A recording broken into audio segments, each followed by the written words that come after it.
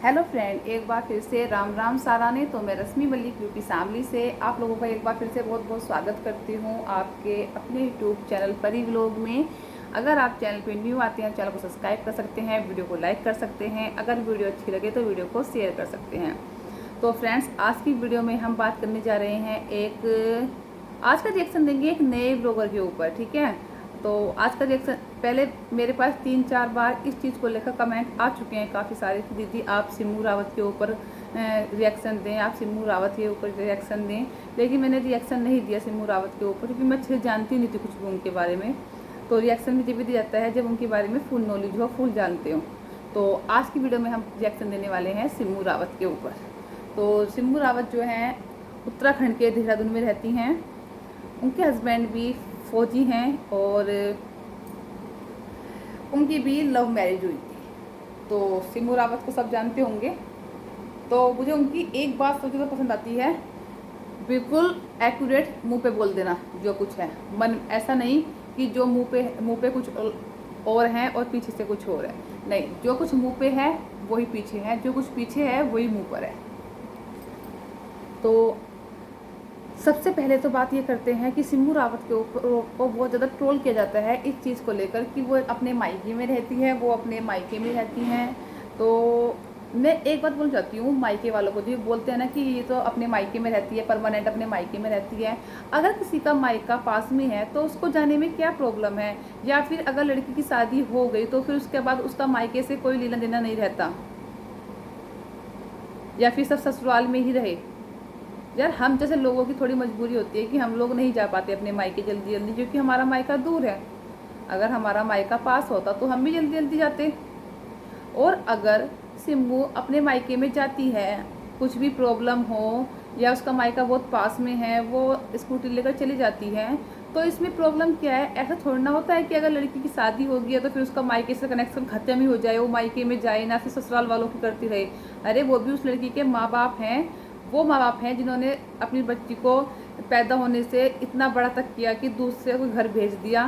तो क्या उस लड़की की अपने घर के प्रति जो रेस्पॉन्सिबिलिटी हैं वो ख़त्म हो जाती हैं?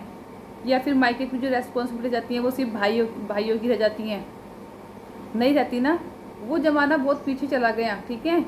आज के टाइम में लड़का लड़की सब बराबर होते हैं, और जितना हक माँ बाप का लड़के का होता है उतना ही हक माँ बाप का लड़की का होता है, ठीक है। पूछ कर अभी ये सिर्फ जो कमेंट करते हैं ना कि मायके में रहती है, रोज़ मायके चली जाती है, ये सिर्फ उसी टाइप के लोग कमेंट करते हैं जिनकी अभी तक शादी नहीं हुई है, या जिनको अब तक पता नहीं मायके ससुराल के बारे में। और जब इनको मायके ससुराल के बारे में मालूम चलेगा तो फिर इस तरह की बातें नहीं करेंगे, ठीक है। और मैं तो लक्की मानती हूँ सिम्बू को, कि वो इतनी लक्की है कि उसका मायका जो है इतना पास में है कि वो कभी भी जा सकती है और कभी भी आ सकती है। हम जैसों को देखो, साल में 1-2 बार जाना होता है, वो भी 1-2 दिन के लिए, ठीक है। तो ऐसे बिना बात पे किसी को ट्रोल नहीं करा करते। कुछ लोग कहना है कि सिम्बू में जो बहुत ज़्यादा एटीट्यूड है, तो और पैसे कमाती है, ये करती है वो, तो मैं तो इस बात को तो मैं उसकी अच्छी लगती है कि वो सीधे मुंह पर बोलती है कि हाँ पैसे कमाती हूँ, हाँ यूट्यूब से मुझे पैसे मिलते हैं। वो सीधे मुंह पर जवाब देती है। पैसे कमाने के लिए तो सब कुछ यूट्यूब पर जो वीडियो अपलोड करते हैं, और जो तुम लोग बोलते हो ना थंबनेल कैसे लगाते हो और अंदर वीडियो कैसी होती है, तो ये बात सिमू ने भी बोली थी और मैंने भी बोली थी कि जब हम थंबनेल ऐसा नहीं लगाएंगे तो आप लोग वीडियो देखोगे कैसे? तो जो थंबनेल होता है ना बाहर का, वो गर्म ही लगाना पड़ता है ताकि लोग अंदर आके देखें कि वीडियो में है क्या।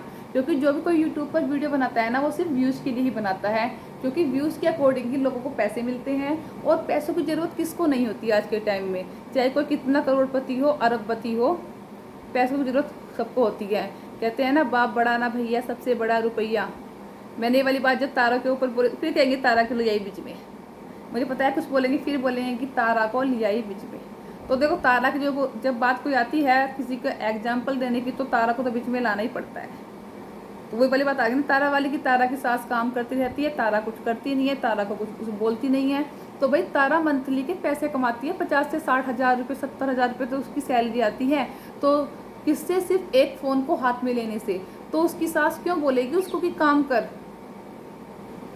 वो तो एक तरह से, अगर हमारे घर में इनकम आ रही है तो हमारे घर वाले क्यों बोलेंगे कि फ़ोन को ना उठा, फ़ोन पहले काम कर। पहले काम तो फ़ोन पे वीडियो बना ले, काम तो हम कर लेंगे, क्योंकि सबके लिए पैसे ज़रूरी होते हैं। ठीक है। तो सिम्मू रावत ने ये बात बोली थी, मुझे बात बहुत अच्छी लगी थी उसकी, कि जो कुछ है मुंह पर बोल दो। अरे हम वीडियो बनाते हैं पैसों के लिए बनाते हैं, उन्होंने बिल्कुल मुंह पर बोला था। हाँ, अपनी सैलरी उन्होंने छुपाई थी, जिसको लेकर लोगों को बहुत गुस्सा आया था, कुछ लोगों को, कि सैलरी नहीं बताई। तो ये बात भी सही है कि यूट्यूब पर अपनी जो पूरी क्लियर, मतलब जो पूरी हमारी सैलरी होती है वो नहीं बताते हैं। ये एक यूट्यूब का आप समझ लो कि एक रूल है कि नहीं बताते हैं। लेकिन हाँ, कुछ समथिंग बता दी जाती है, वो सिम्मू ने नहीं बताई, वो देखो उसकी मर्जी है। लेकिन मुझे पता है कि इसमें ब्लॉगर हो तो उसकी सैलरी कितनी आती होगी मंथली। और रही बात, आजकल एक बात बोल रही है कि Simmu Rawat is pregnant, Simmu Rawat is pregnant. तो ये बात बहुत ज़्यादा आ रही है कि सिम्मू प्रेग्नेंट है। जैसे कि अभी उनके हस्बैंड आए हुए थे, वो अभी कुछ टाइम पहले गए हैं, उनके हस्बैंड भी फ़ौज में हैं, जैसे तारा के हस्बैंड फ़ौज में हैं, और तो काफ़ी टाइम के बाद घर आते हैं। तो जब फिर से तारा एग्जाम्पल बन के आएगी, जब तारा की प्रेगनेंसी लोगों को मालूम चलनी स्टार्ट हुई थी, तो तारा ने भी अपनी प्रेगनेंसी के बारे में नहीं बताया था स्टार्टिंग में।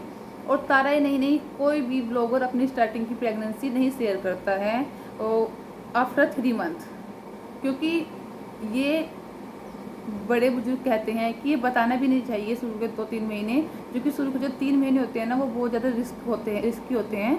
तो बताने भी नहीं चाहिए कि प्रेग्नेंट है, क्योंकि कई बार कहना बड़े बुजुर्गों की नज़र लग जाती है। जैसे सिम्मू ने अपनी सैलरी को बोला था कि अगर मैं सैलरी बताऊंगी तो नज़र लग जाएगी, तो ऐसे ही वो अपनी प्रेगनेंसी को भी छुपा रही है कि अगर प्रेगनेंसी बताऊंगी तो नज़र लग जाएगी। लेकिन स्किन से, ग्लो से, फेस से जो चेंज होते हैं ना, वो मालूम चल जाता है कि प्रेग्नेंट है कि नहीं है। अगर सिम्मू प्रेग्नेंट है तो कुछ महीनों के बाद मालूम चल ही जाएगा कि सिम्मू प्रेग्नेंट है अपने आप ही। लेकिन सिम्मू के हाव भाव से लगता है कि वो प्रेग्नेंट है, ठीक है। और सिम्मू और उनकी जो जेठानी है काजू, उनकी जो जोड़ी है वो एकदम मस्त है। ऐसे ही रहना चाहिए देवरानी और जेठानी को, बहन बहन बनकर, क्योंकि वो भी किसी घर से किसी की बेटी आई है और सिम्मू भी किसी की बेटी आई है। और दोनों अगर लड़ झगड़ के रहेंगे तो उससे क्या फ़ायदा, दुनिया तमाशा देखेगी। इसलिए तो अपने प्यार से रहो, मज़े में रहो, किसी का कुछ नहीं बढ़ रहा। और सिम्मू को मायका घर है तो अपने मायके जाती रहे, नो प्रॉब्लम, मस्त रहो सिम्मू, अपने घर रहो अपने। जरूर ये कुछ लोगों की घटिया सोच होती है कि शादी हो गई तो उसके बाद से ससुराल वालों के बारे में सोचो, ऐसा नहीं होता। उतने ही ससुराल वाले होते हैं और उतने ही मायके वाले होते हैं। ससुराल मायके वाले तो वो होते हैं जिन्होंने जन्म दिया और जन्म से लेकर हमें इस लायक बनाया कि हम अगले घर को जाकर संभाल सकें। तो क्या हमारी जिम्मेदारी नहीं बनती है कि जिन्होंने हमें इतना सब कुछ सिखाया, पैदा होने से लेकर और यहाँ तक कि अगले घर भेजने के लायक तक बनाया, क्या हमारा फ़र्ज़ नहीं कि हम उनकी बुरे वक्त में उनका साथ दें, या वो किसी दिक्कत में हो तो हम उनके पास जाएं। तो इस तरह का किसी को ट्रोल मत क्या करो। तो इस वीडियो करते हैं यहीं पर एंड, और फिर मिलते हैं आपको अच्छी सी नई वीडियो के साथ। तब तक के लिए बाय बाय, टेक केयर, अपना ध्यान रखें। और चैनल पे न्यू आते हैं, चैनल को सब्सक्राइब कर सकते हैं, वीडियो को लाइक कर सकते हैं, अगर वीडियो अच्छी लगे तो वीडियो को शेयर कर सकते हैं।